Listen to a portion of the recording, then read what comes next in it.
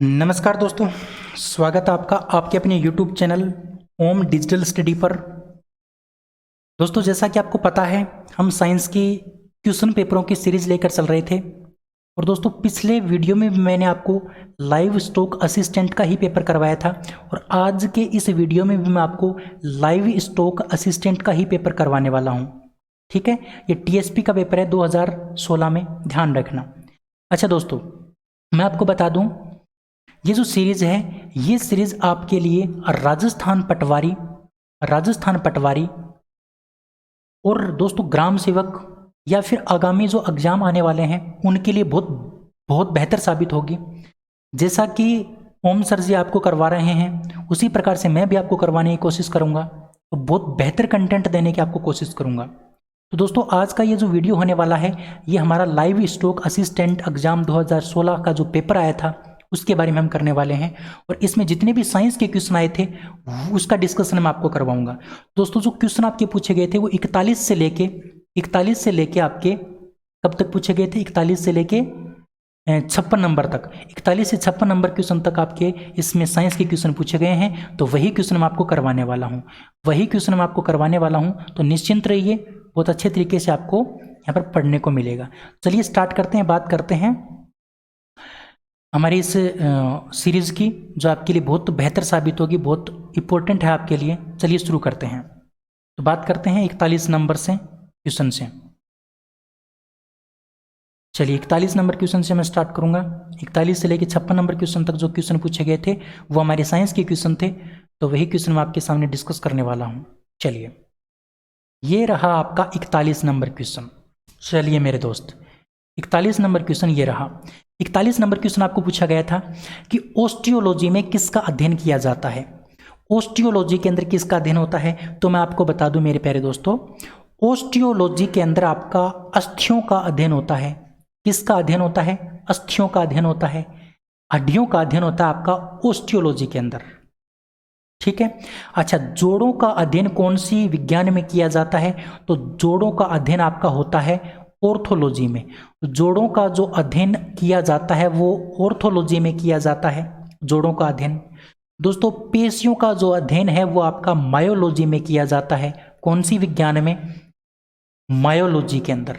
कौन सी विज्ञान में? मायोलॉजी में किया जाता है। हृदय का जो अध्ययन है मेरे प्यारे दोस्तों, वो कार्डियोलॉजी में किया जाता है। कौन सी विज्ञान में? कार्डियोलॉजी में। कार्डियोलॉजी में आपका हृदय का अध्ययन होता है। रक्त वाहिनियों का जो अध्ययन है दोस्तों, वो एंजियोलॉजी में होता है। कौन सी विज्ञान में? एंजियोलॉजी में। एंजियोलॉजी में आपका अध्ययन होता है रक्त वाहिनियों का। ठीक है, तो ये बातें आपको ध्यान रखनी थी। उम्मीद कर सकता हूं ये क्वेश्चन आपको बड़े अच्छे से समझ में आया होगा। ऑप्शन नंबर ए आपका इस क्वेश्चन का क्या है? करेक्ट आंसर है। चलिए अगले क्वेश्चन की बात करते हैं, 42 नंबर क्वेश्चन की। 42 नंबर क्वेश्चन आपको पूछा गया था कि अस्थि के छिद्र जिनमें रक्त वाहिनियां या तंत्रिकाएं गुजरती हैं, अस्थि का ऐसा छिद्र जिसमें से रक्त वाहिनियां या फिर तंत्रिकाएं गुजरती हैं, वो छिद्र क्या कहलाता है? तो वो छिद्र कहलाता है मेरे प्यारे दोस्तों फोरामेन। वो छिद्र क्या कहलाता है? फोरामेन कहलाता है। यानी कोई भी हड्डी है, उस हड्डी का ऐसा छिद्र जिससे क्या निकलती हो, जिससे रक्त वाहिनियां गुजरती हों या फिर तंत्रिकाएं गुजरती हों, उस छिद्र को कहा जाता है फोरामेन। अच्छा, फिसर क्या होता है? तो दोस्तों, जो गुद्दा होती है, गुद्दा, उसमें कभी कभी दरार आ जाती है। गुद्दा के आसपास दरार आ जाती है, यानी फट जाती है ना। गुद्दा के आसपास कट लग जाता है, उस कट को ही क्या कहा जाता है? फिसर कहा जाता है। ये एक प्रकार का दर्द होता है और भयानक दर्द होता है। इसी प्रकार से साइनस, मैंने आपको बताया था साइनस ये जो हड्डी है, हड्डी के अंदर इस प्रकार से द्रव पदार्थ भरा होता है। उस द्रव पदार्थ को हम क्या बोलते हैं? साइनस बोलते हैं। क्या बोलते हैं? साइनस बोलते हैं। इस साइनस को ही प्लाज्मा कहा जाता है ना। साइनस को प्लाज्मा या फिर इसको हम प्लाज्मा नहीं, इसको अस्थि मज्जा बोलते हैं। क्या बोलते हैं? अस्थि मज्जा बोलते हैं। प्लाज्मा नहीं बोलते, अस्थि मज्जा बोलते हैं इस साइनस को। ठीक है, तो ऑप्शन नंबर आपका बी क्या है? बिल्कुल करेक्ट है। उम्मीद करता हूं ये क्वेश्चन आपको समझ में अच्छे से आ गया होगा। अगले क्वेश्चन की बात करते हैं।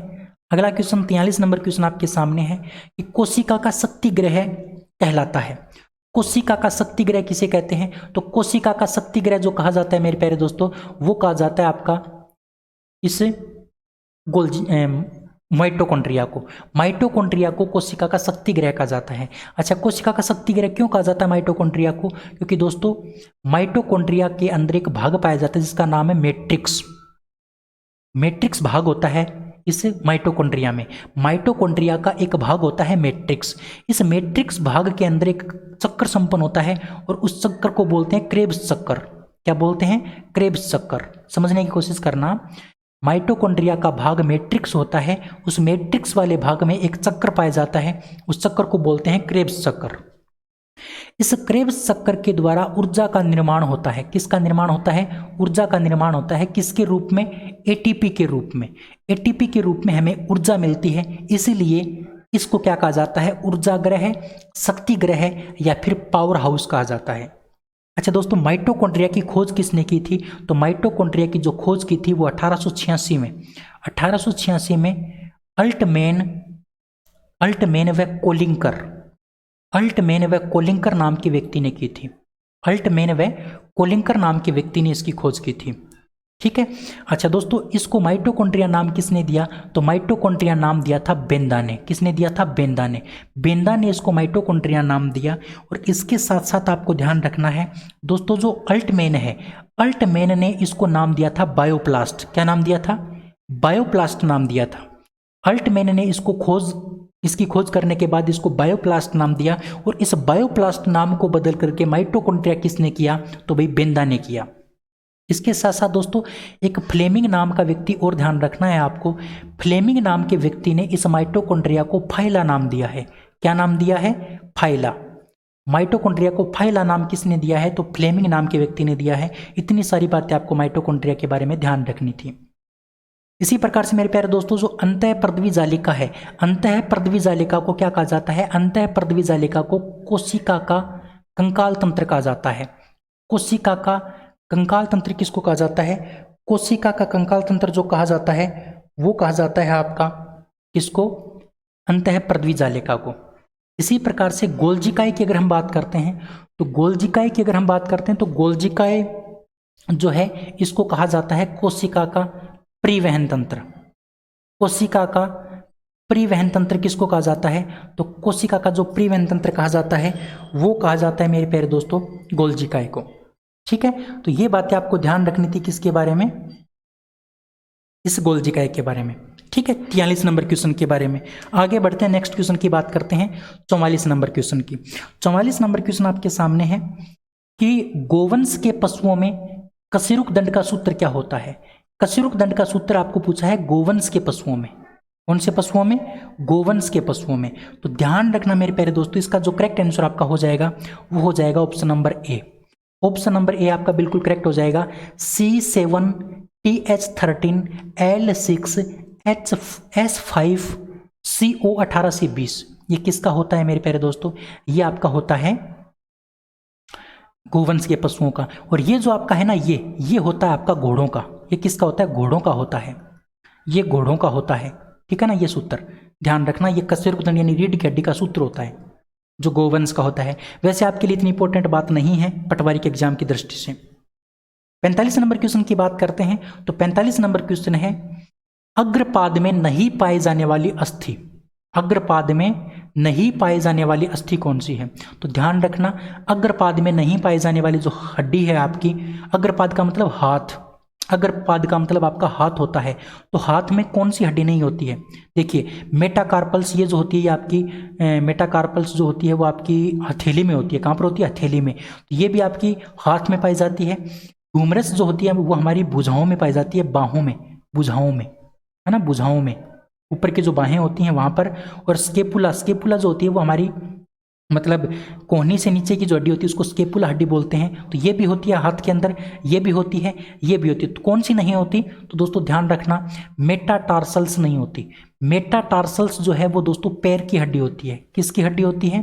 पैर की हड्डी, पंजे की हड्डी। पैर यानी पंजे की हड्डी होती है मेटाटार्सल्स। ठीक है, तो ऑप्शन नंबर आपका 4 बिल्कुल क्या हो जाएगा? करेक्ट हो जाएगा।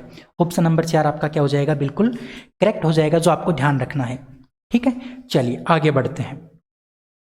46 नंबर क्वेश्चन आपके सामने है। 46 नंबर क्वेश्चन बोल रहा है कि सही कथन क्या है? सही कथन क्या है? देखिए, बायां फेफड़ा बाएं फेफड़े की तुलना में दायां फेफड़ा बड़ा होता है। बाएं फेफड़े की तुलना में दायां फेफड़ा बड़ा होता है। अच्छा, दूसरा दे रखा है दाएं फेफड़े की तुलना में बायां फेफड़ा बड़ा होता है। ठीक है, उसके बाद अगर हम बात करते हैं, दोनों फेफड़े आकार में बराबर होते हैं। दोनों फेफड़े आकार में बराबर नहीं होते मेरे प्यारे दोस्तों, ये गलत बात है।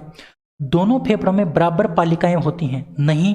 जो दायां फेफड़ा आपका होता है, दायां फेफड़ा, ये जो दायां फेफड़ा आपका होता है, दायां फेफड़ा, इसमें तो आपके पाए जाते हैं मेरे प्यारे दोस्तों 3 भाग। इसमें तो इस प्रकार से 3 भाग होते हैं और इसमें 2 भाग होते हैं, तो ये भी आपका गलत है। तो अब इसमें से आपको देखना है, इसमें से आपका ऑप्शन नंबर ए बिल्कुल करेक्ट हो जाएगा। यानी जो बायां फेफड़ा होता है इसकी तुलना में दायां फेफड़ा बड़ा होता है। ये जो दायां फेफड़ा है ये बड़ा होता है मेरे प्यारे दोस्तों, ध्यान रखना। और जो बायां फेफड़ा है ये क्या होता है, छोटा होता है। बायां फेफड़ा छोटा होता है। क्यों होता है? क्योंकि इस साइड ज्यादा क्या होता है, आपका हृदय होता है। हृदय होने के कारण ये थोड़ा सा क्या होता है, छोटा होता है। हृदय होने के कारण ये थोड़ा सा क्या होता है, छोटा होता है बायां फेफड़ा। ठीक है, ध्यान रखोगे अच्छे से, बिल्कुल। ऑप्शन नंबर ए आपका क्या हो जाएगा, बिल्कुल करेक्ट हो जाएगा। आगे बढ़ते हैं। 47 नंबर क्वेश्चन आपके सामने है कि कंडरा जोड़ता है। कंडरा एक प्रकार का संयोजी उत्तक होता है। कंडरा एक प्रकार का संयोजी उत्तक होता है, वो किसको जोड़ता है? तो दोस्तों मैं आपको बता दूं, जो कंडरा होता है वो मांसपेशी को आपस में मांसपेशी को हड्डी से जोड़ने का काम करता है। मांसपेशी को हड्डी से जोड़ने का काम कौन करता है दोस्तों? कंडरा करता है। कौन करता है? कंडरा। कंडरा मांसपेशी को हड्डी से जोड़ने का काम करता है। अच्छा, हड्डी से हड्डी को कौन जोड़ता है? तो हड्डी से हड्डी को जोड़ता है लिगामेंट। कौन जोड़ता है? लिगामेंट। लिगामेंट, ठीक है ना, लिगामेंट। लिगामेंट, इसको हम स्नायु ऊतक भी बोलते हैं। क्या बोलते हैं? स्नायु ऊतक भी बोलते हैं। जो भी आप, ये भी आपको थोड़ा सा ध्यान रखना है। ठीक है, ये हड्डी को हड्डी से जोड़ने का काम करता है। तो ऑप्शन नंबर 3 आपका क्या है, बिल्कुल करेक्ट है। ठीक है, चलिए अगले क्वेश्चन की बात करते हैं, 48 नंबर क्वेश्चन की। तो 48 नंबर क्वेश्चन है कि निम्नलिखित में से शरीर के पाचन तंत्र का भाग नहीं है। शरीर के पाचन तंत्र का भाग नहीं है, तो दोस्तों प्लीहा पाचन तंत्र का भाग नहीं है। प्लीहा पाचन तंत्र का भाग नहीं है मेरे प्यारे दोस्तों। इसके अलावा गर्सनी, गुद्दा और मुंह है, ये तीनों के तीनों भाग आपके किसके हैं? पाचन तंत्र के भाग हैं। लेकिन प्लीहा आपका पाचन तंत्र का भाग नहीं है। दोस्तों प्लीहा के बारे में आपको एक बात ध्यान रखनी है, प्लीहा को आरबीसी का कब्रिस्तान कहा जाता है। आरबीसी का कब्रिस्तान किसे कहा जाता है? प्लीहा को कहा जाता है। क्यों? क्योंकि प्लीहा के अंदर आरबीसी की मृत्यु होती है।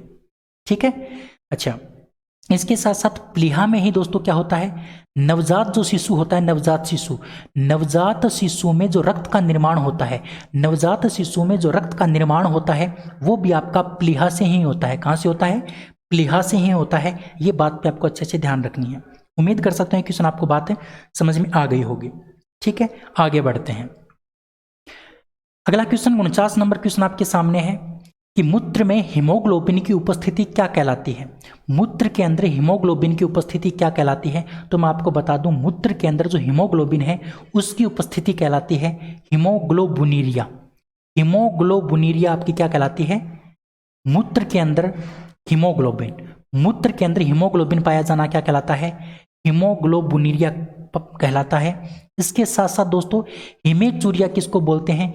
हिमेचूरिया बोलते हैं रक्त के, मूत्र के अंदर, मूत्र के अंदर आरबीसी, मूत्र के अंदर अगर आरबीसी है, मूत्र के अंदर अगर आरबीसी है तो उसको हम क्या बोलते हैं? हिमेचूरिया बोलते हैं। और दोस्तों मूत्र के अंदर अगर हीमोग्लोबिन है तो उसको हम क्या बोलते हैं?